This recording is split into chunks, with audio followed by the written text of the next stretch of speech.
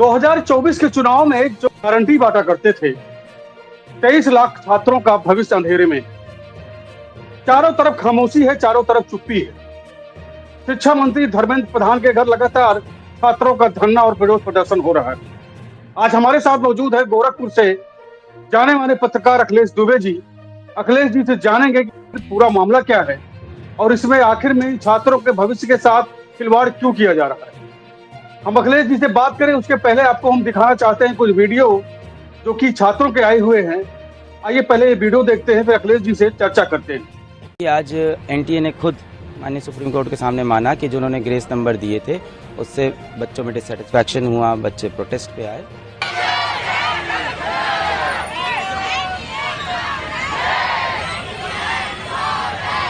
Ma'am, मेरा तो NEET पर से विश्वास उठ चुका है। आज के बाद कल मेरा हाईकोर्ट में लिसनिंग है। मैं पॉजिटिव रिस्पांस एक्सपेक्ट करती हूँ। दोबारा मैं नीट में कभी कदम नहीं रखूंगी और नहीं चाहिए मुझे मेडिकल की सीट और नहीं जाऊंगी मैं मेडिकल एग्जामिनेशन में। जाएं और उनको 720 वाले फेक डॉक्टर्स मुबारक को जो बाहर निकलेंगे कल को उन्हीं की किडनी बेचेंगे और उन्हीं के मुझ पे सवाल उठाएंगे। एक दुर्भाग्य ये भी है कि रेल मंत्री हो, शिक्षा मंत्री हो, गृह मंत्री हो और भगवान के अवतार खुद हो प्रधानमंत्री, कोई अकाउंटेबिलिटी नहीं लेना चाहता। जवाबदेही का जो एक संस्कृति थी इस देश में, वो लाल बहादुर शास्त्री जी की हो, वो माधवराव जी सिंधिया की हो, वो संस्कृति अब आपको बिल्कुल नहीं दिखती। चलिए इस्तीफा आप नहीं दे तो ज्ञापन देना चाह रहे हैं माननीय जिलाधिकारी महोदय। चूंकि जिलाधिकारी महोदय स्थाना दिवस में है तो आपके माध्यम से गत दिनों संपन्न हुई नीट परीक्षा के परिणाम में 67 छात्रों ने 100% अंक हासिल कर पहला स्थान प्राप्त किया। 720 में से 720, जो संभव ही नहीं है। इतना ही नहीं, उसमें बहुत से छात्र ऐसे भी हैं जिनको ग्रेस मार्क्स देकर इस श्रेणी में लाया गया, जो भारतीय इतिहास का सबसे बड़ा घोटाला है। इससे लगभग 24 लाख छात्रों का भविष्य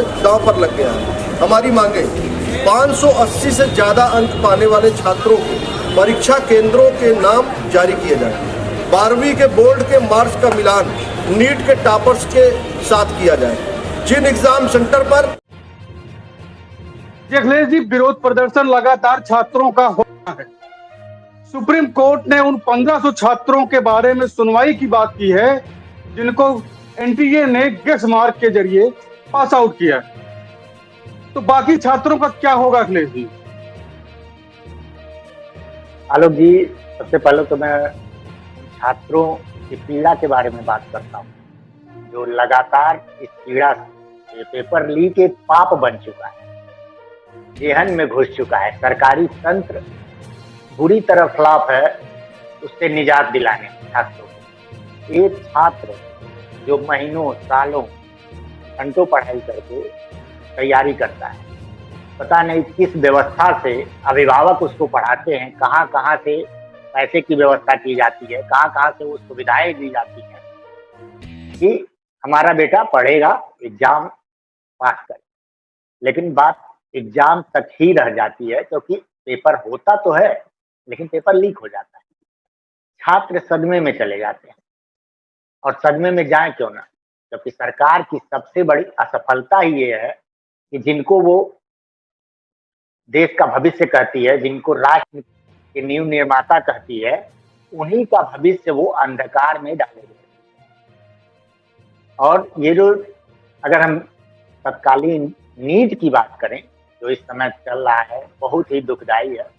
कितने स्टूडेंट हॉस्पिटल में हैं, कुछ ने सुसाइड कर लिया है। इस वक्त उनको अपने चरणों में स्थान दें, उनके घर वालों को ढाढ़स बधाएं।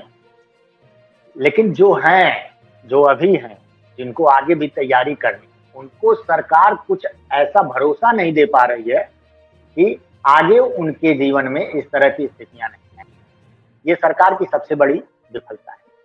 अखिलेश जी, व्यापम के बाद ये सबसे बड़ा घोटाला है आजाद भारत के बाद शिक्षा के मामले में। तो मैं हमेशा कहता हूँ कोई भी परीक्षा, किसी भी परीक्षा का पेपर अगर लीक होता है तो वो राष्ट्रद्रोह से भी बड़ा अपराध है। उसको कठोर से कठोर सजा देनी चाहिए। ऐसे जो अपराधी हैं, जो पेपर लीक करते हैं, जो नौजवानों के साथ, स्टूडेंट्स के जिंदगी बर्बाद करते हैं, उनकी जमीन जब्त होना चाहिए, बुलडोजर उनके घरों पे चलना चाहिए, ना कि और किसी पे। आप देखिए, मैं नीट के बारे में थोड़ा सा प्रकाश डालना चाहूंगा कि 15 फरवरी 2012 में मनमोहन सिंह ने एक उस समय शिक्षा मंत्री थे कपिल सिब्बल, तो उन्होंने एक प्रस्ताव वो लाए और उसमें ये कहा गया कि पहले आपने देखा होगा कि राज्य सरकारें अपने मेडिकल कॉलेजों की परीक्षा अपने अंडर में कराती थी, हर राज्य सरकार अपने अपने हिसाब से कराती थी। तो उस समय नीट का चलन होगा, उस समय नीट आया अस्तित्व में कि कराया जाए, जो केंद्र सरकार उसको कराएगी एनटीए के थ्रू। अब एनटीए क्या है? नेशनल टेस्टिंग एजेंसी सरकारी संस्था नहीं, और जब सरकारी संस्था नहीं है तो सरकार की जवाबदेही, सरकार अपनी जवाबदेही से बच जाती है, क्योंकि कोई भी सरकारी अफसर जवाबदेही नहीं रहता है। एनटीए करा रही है, जिम्मेदारी तो लेना पड़ेगा ना, जिम्मेदारी तो लेना पड़ेगा सरकार। सबसे पहले मैं चाहूंगा कि ये जो 2012 से चल रहा है नीट, जो केंद्र सरकार चलाती, और बात केंद्र की भी ना करें, जो ये नीट पूरा है इसको पहले खत्म करके राज्य सरकार के अधीन करना चाहिए। जब से 2012 के पहले हम देखते होंगे कि कभी भी पेपर लीक जैसी समस्या नहीं आती। आपने भी बहुत पत्रकारिता की है, आपने भी घूमा है पूरा देश, तो आपने भी देखा होगा कि पहले ऐसी समस्याएं नहीं आती। लेकिन पिछले 10-12 सालों में कोई ऐसा राज्य नहीं बचा है जहां पेपर लीक ना हुआ हो, जहां स्टूडेंट के साथ ऐसा भद्दा घिनौना मजाक न किया गया हो, उनके भविष्य के साथ ये खिलवाड़ न किया गया हो हर जगह। तो सबसे पहले तो नीट को खत्म कर देना चाहिए, एनटीए को सरकारी हाथों में लेना चाहिए, जिससे सरकार की डायरेक्ट जवाबदेही हो, और राज्य सरकारों को परीक्षा कराने का अधिकार देना चाहिए। जैसे 24 लाख स्टूडेंट की एनटीए के बस की बात नहीं है, मैं मानता हूँ कि एनटीए 24 लाख स्टूडेंट की एक साथ परीक्षा करा पाएगा, और कराएगा भी तो ऐसे ही कराएगा, फिर लीपापोती की जाएगी, लेकिन उन छात्रों के बारे में नहीं सोचा जाएगा जिन छात्रों के साथ ये घटना घटी। सर, सबसे बड़ा सवाल यह है कि 2012 से लेकर 2023 तक ऐसी कोई घटना नहीं घटी, ऐसी कोई खबर नहीं आई। 2024 में 67 छात्र टॉप कर जाते हैं। ऐसे ऐसे छात्र पास हुए हैं जो इंटर में फेल हो गए लेकिन नीट में टॉप कर गए। तो ये एक बड़ा स्कैम आप इसे मानते हैं या नहीं मानते? बहुत बड़ा आलोक सर, बहुत बड़ा स्कैम है ये। इसकी जांच होनी चाहिए कि अगर एक ही सेंटर पे 720 नंबर पाकर, एक ही सेंटर के एक ही कमरे के 8 बच्चे 720 नंबर पाकर टॉप कर जाते हैं, तो कहीं ना कहीं कुछ तो लोचा है। और लोचा क्या है? पूरी तरह खुला खेल है, खुला फरूखाबादी खेल है कि आप कहीं ना कहीं से ये जो परीक्षा है, ये परीक्षा सिर्फ जो ये कातिल लोग हैं, जो ये पूरा एजेंडा जो चला रहे हैं, उन लोगों ने मिल के कराई है। ये जो कोचिंग वाले लोग हैं, जो तरह तरह हर बड़े शहरों में मिल जाते हैं, छोटे छोटे जो कमाई के जिनके पास साधन है, उनके बच्चों को ये लूटते हैं, इस तरह की व्यवस्था कराते हैं। ये पूरी तरह मैं आपकी बात से सहमत हूँ। ये बहुत बड़ा लोकसभा का रिजल्ट 4 जून को आया और नीट के एग्जाम का रिजल्ट 14 जून को प्रस्तावित हुआ था, लेकिन इसे 4 जून को इसलिए जो है ओपन किया गया कि ताकि ये घोटाला चुनाव के चक्कर में दब जाए। ऑब्वियस है, ये खेल पहले से ही तय था। ये अब ये बताइए कि एक वीडियो वायरल है कि उत्तर प्रदेश की एक स्टूडेंट है, उसने कहा है कि हम परीक्षा देकर आए लेकिन हमारा रिजल्ट ही जब 4 जून को हम बैठे रिजल्ट खोलने के लिए, तो कई घंटों तक साइट ही नहीं खुली, तो हम उसका रिजल्ट ही आउट नहीं हुआ। दूसरे दिन भी उसने खोला तो दूसरे दिन उसके पास मेल आया कि आपका रिजल्ट डिक्लेयर नहीं किया जा सकता क्योंकि आपकी ओएमआर सीट फटी हुई। उसने कहा कि ठीक है, हमारी ओएमआर सीट फटी हुई है तो कम से कम हमको ओएमआर सीट भेजिए। उसकी ओएमआर सीट भेजी गई फटी हुई कंडीशन में, और उसके जितने भी ओएमआर सीट उसने भरी थी उसने मिलाया, और अब जो उसने पहले बताया था कि 715 नंबर उसके आ रहे हैं, उतने ही नंबर आए हुए थे। बताइए, ऐसे ऐसे लोगों के साथ, ऐसे ऐसे काबिल स्टूडेंट्स के साथ ऐसी घटनाएं हुई, ऐसे न जाने कितने होंगे जो इसके शिकार होंगे। अखिलेश जी, एक आखिरी सवाल चलते चलते, एक महत्वपूर्ण सवाल, शिक्षा मंत्री या प्रधानमंत्री को सामने आकर छात्रों से माफी मांगना चाहिए और पूरी परीक्षा को दोबारा नए सिरे से कराना चाहिए, क्या कहते हैं आप?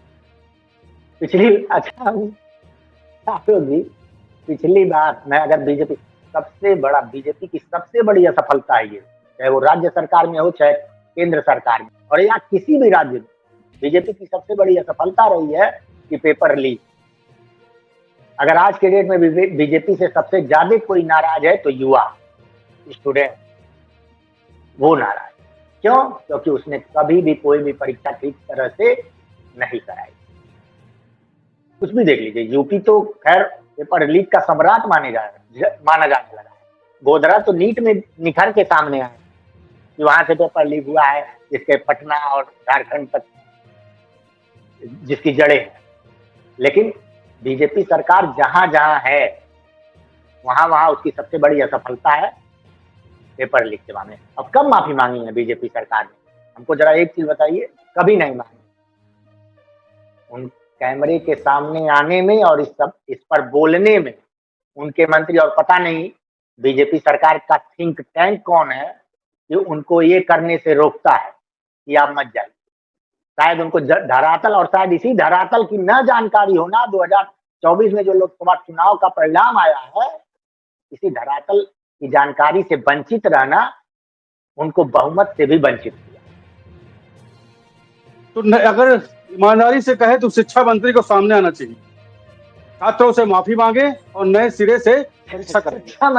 शिक्षा मंत्री धर्मेंद्र प्रधान के लिए तो मैं इतना ही कहूंगा, सिर मुड़ाते ही ओले पड़े। 4 जून को रिजल्ट आता है, 4 जून को शायद उन्होंने भी नहीं सोचा होगा कि हम कैबिनेट में शिक्षा मंत्री बनेंगे, लेकिन उनको शिक्षा मंत्री बनाया जाता है और उनके सर पे एक तलवार थमा दी जाती है कि बेटा ये लो शिक्षा मंत्री और तुम संभालो।